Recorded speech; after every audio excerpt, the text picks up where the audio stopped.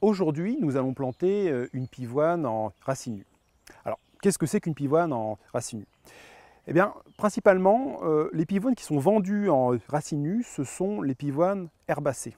Une pivoine herbacée, c'est une pivoine qui se comporte un petit peu comme une plante vivace, c'est-à-dire qu'elle va faire de la végétation au printemps, elle va fleurir, et ensuite elle va disparaître complètement en automne. Contrairement aux pivoines arbustives, qui elles forment un gros buisson ligneux, qui peut monter jusqu'à 2 mètres de hauteur.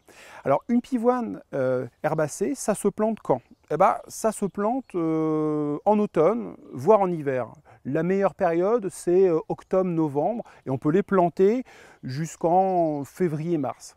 Surtout, la période de plantation, ce qu'il faut bien tenir compte, c'est le froid. Il ne faut surtout pas la planter quand il gèle très fort. Alors, une pivoine herbacée, une belle pivoine herbacée, ça ressemble à quoi? Eh bien, je vais vous montrer.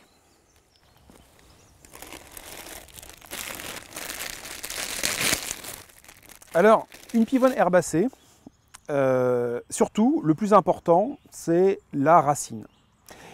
Elle doit comporter des grosses racines charnues. Les racines doivent avoir une belle couleur, c'est-à-dire qu'elles ne doivent pas être blanches, elles ne doivent pas présenter de signes de moisissure, ça c'est vraiment très important, et surtout, elles doivent être fermes au toucher. C'est-à-dire que quand on presse comme ça, on ne doit surtout pas enfoncer le doigt dans la racine, c'est très important. Un autre signe de qualité, c'est aussi les bourgeons. Les bourgeons doivent être bien gonflés, doivent être roses. Là, il y en a un certain nombre sur ma souche. Là, je peux les compter. Il y en a 1, 2, 3, 4, 5. Donc ça, c'est une pivoine vraiment en bonne santé. Donc, on va pouvoir maintenant procéder à la plantation.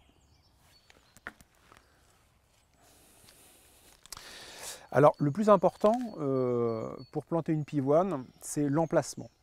Les pivoines, ce qu'elles aiment, c'est les sols riches, assez légers, drainants, et frais. Un sol frais, c'est un sol qui n'est pas gorgé d'eau l'hiver, mais qui ne se dessèche pas trop non plus durant l'été. Alors, les pivoines herbacées, on les installe généralement dans des endroits assez protégés quand même des vents. Et alors, le sol ici, il est un petit peu lourd. Donc, ce qu'on va faire, on va ajouter du terreau à la plantation. Donc, on va creuser un trou 2 à 3 fois plus volumineux que notre souche de pivoine.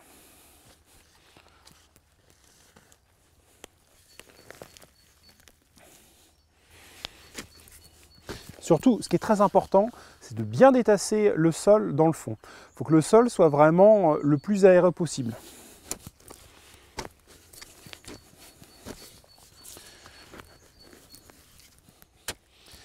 Voilà, là j'ai un sol qui est bien aéré, qui est bien détassé, et maintenant je vais pouvoir mettre un terreau riche dans le fond.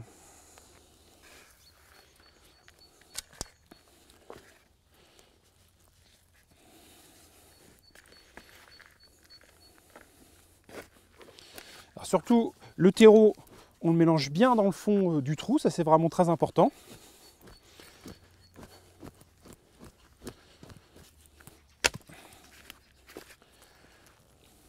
Et là, je vais pouvoir planter ma pivoine dans le fond du trou.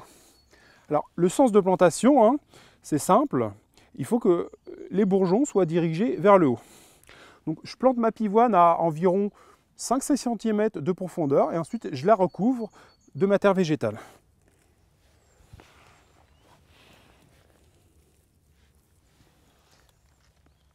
Alors, surtout, une fois qu'on a planté notre pivoine, ce qui est très important aussi, c'est l'arrosage.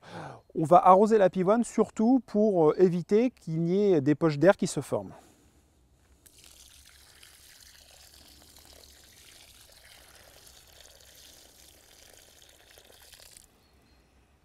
Alors là, je l'ai bien arrosé.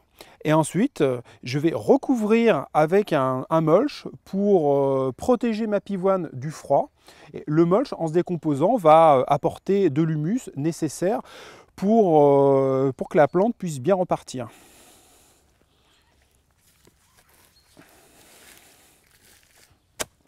Et enfin, une dernière chose, je vais installer quelques tuteurs pour repérer ma pivoine.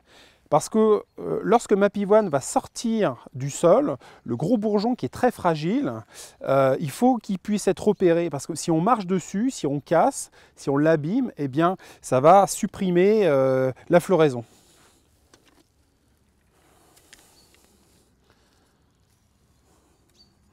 Voilà, j'installe 3 tuteurs. Et là, j'ai l'endroit futur de ma pivoine.